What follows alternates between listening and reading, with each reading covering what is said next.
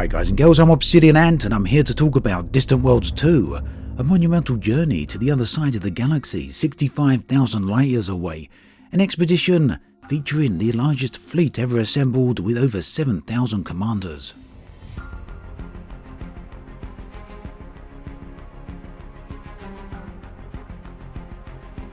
The first Distant Worlds took place towards the end of 2015 and ran into 2016. It was perhaps one of the most memorable community-run Elite Dangerous events ever to have happened in the game. At the time, it was the first ever expedition of its scale and was easily the largest of its time, with over 700 commanders initially signed up, which soon exceeded over 1,000.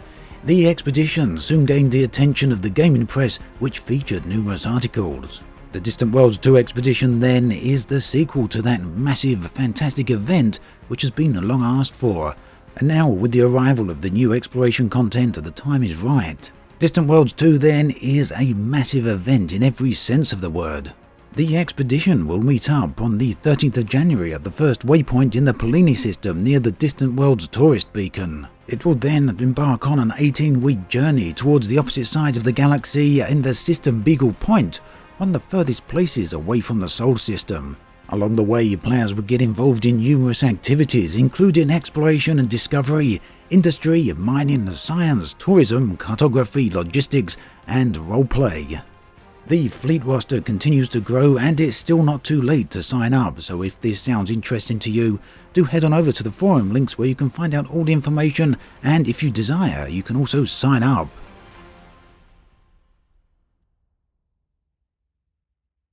So the expedition is available to new players and veteran players alike, regardless of whether or not you were a member of Distant Worlds 1 or whether you just got the game today. It's all there for you to experience. There is a minimum recommended jump range for your ship, which is 33.4 light years, and this is simply there to get you to the ultimate destination without too much problems. But the Distant Worlds organisers do say you can go in a ship with a 16.8 light year jump range, as long as you use Jumponium level 3 fuel boosting to make it to the final few jumps. Now there's a whole lot of new features been added to the game in recent times, and this is going to really change the experience of Distant Worlds 2 when compared to the first expedition.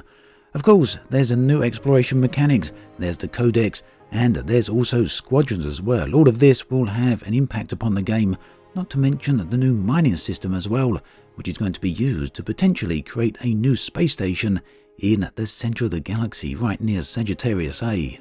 This construction project will come in the form of a community goal supported by Frontier, and the ultimate aim of this is to provide a hub right there in the galactic core. Of course, there's many other things to see and do along the way, and for many people one of the highlights will be the sights that you can see out there. Not just the nebula or the extremely dense star field, but also the many stunning unique places that exist within the galaxy. There will be other players in the form of a tour guide that will assist others in seeing these sort of things.